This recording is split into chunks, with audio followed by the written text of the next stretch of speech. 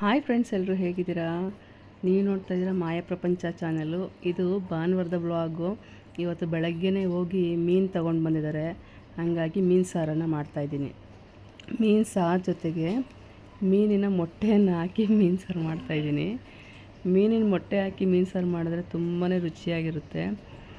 ಮೀನಿನ ಮೊಟ್ಟೆ ತಿನ್ನೋದ್ರಿಂದ ಹೆಲ್ತಿಗೂ ಕೂಡ ತುಂಬಾ ಒಳ್ಳೆಯದು. ಹಾಗಾಗಿ ಮೀನು ಸಾರು ಮೀನು ಮೊಟ್ಟೆ ಜೊತೆಗೆ ಹಾಕಿ ಮಾಡ್ತಾಯಿದ್ದೀನಿ. ತುಂಬ ಇಷ್ಟ ನಮ್ಮನೇಲಿ ಎಲ್ಲರಿಗೂ ಕೂಡ ತುಂಬಾ ಇಷ್ಟ ಮೀನು ಸಾರು ಮತ್ತು ಮೀನಿನ ಮೊಟ್ಟೆ ಹಾಕಿ ಮಾಡುವಂಥ ಸಾರು. ಹಾಗಾಗಿ ಇವತ್ತು ಬೆಳಗ್ಗೆನೇ ಒಂದೇ ಸತಿ ಅಡುಗೆ ಮಾಡ್ಕೊತಾ ಇದ್ದೀನಿ. ಟಿಫನ್ ಅಂತೂ ಏನೂ ಮಾಡಲಿಲ್ಲ ಇವತ್ತು.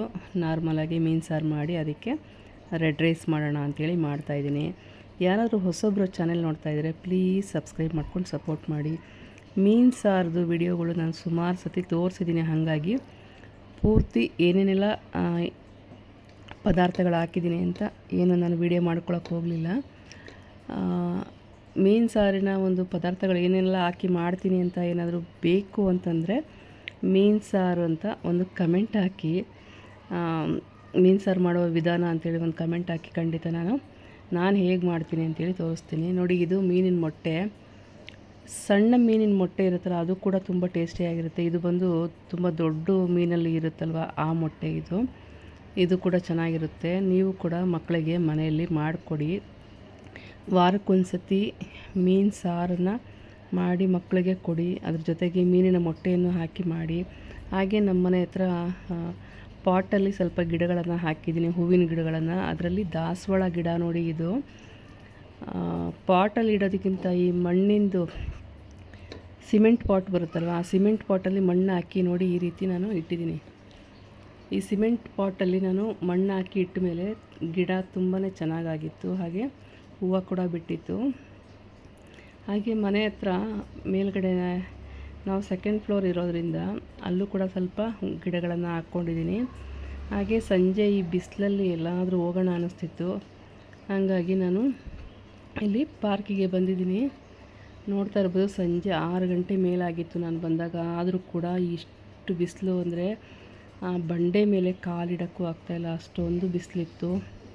ತುಂಬಾ ಈ ವರ್ಷ ಅಂತೂ ಸೆಕೆ ಹೇಳೋಕ್ಕಾಗದೇ ಇರೋಷ್ಟು ಬಿಸಿಲಿದೆ. ಬೇಸಿಗೆ ಅಂತೂ ಈ ಏಪ್ರಿಲ್ ಕಳೆದು ಮೇ ಕಳೆಯೋ ಅಷ್ಟೊತ್ತಿಗೆ ಇನ್ನೂ ಎಷ್ಟು ಬಿಸಿ ಬಿಸಿ ಅಂದರೆ ಹೇಳೋದಕ್ಕೆ ಆಗೋದಿಲ್ಲ. ಇದು ಬೆಂಗಳೂರ ಮಂಗಳೂರ ಒಂದು ಗೊತ್ತಾಗ್ತಾ ಇಲ್ಲ. ಈ ಮಂಗಳೂರು ತಮಿಳ್ನಾಡು ಸೈಡಲ್ಲಿರುತ್ತಲ್ಲ ಬಿಸಿಲು, ಆ ಥರ ಬಿಸಿಲು ನಮ್ಮ ಬೆಂಗಳೂರಲ್ಲಿ ಈ ಸತಿ ಕಾಣಿಸ್ಕೊಂಡಿದೆ. ತುಂಬ ಭಯಂಕರ ಬಿಸಿಲು, ಎಲ್ಲೂ ಹೊರಗಡೆ ಓಡಾಡೋಕ್ಕಾಗಲ್ಲ.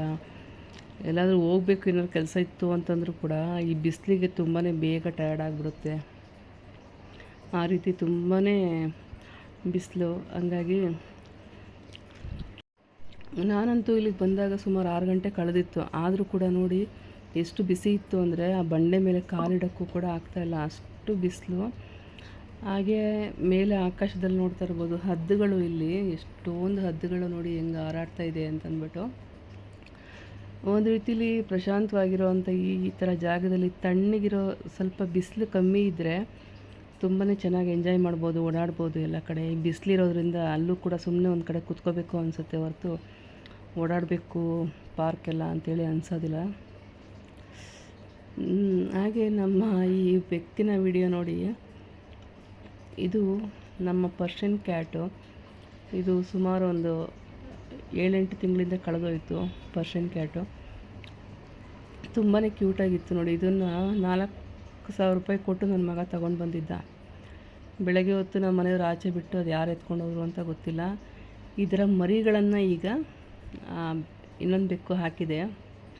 ನೆಕ್ಸ್ಟ್ ವಿಡಿಯೋದಲ್ಲಿ ಇದರ ಮರಿಗಳು ಹೆಂಗಿದೆ, ಇದ್ರ ಥರನೇ ಇರುವಂಥ ಮರಿನೂ ಕೂಡ ನಾನು ತೋರಿಸ್ತೀನಿ. ಓಕೆನಾ? ಈ ವ್ಲಾಗ್ ಇಷ್ಟ ಆಗಿದರೆ ಪ್ಲೀಸ್ ಲೈಕ್ ಮಾಡಿ, ಶೇರ್ ಮಾಡಿ.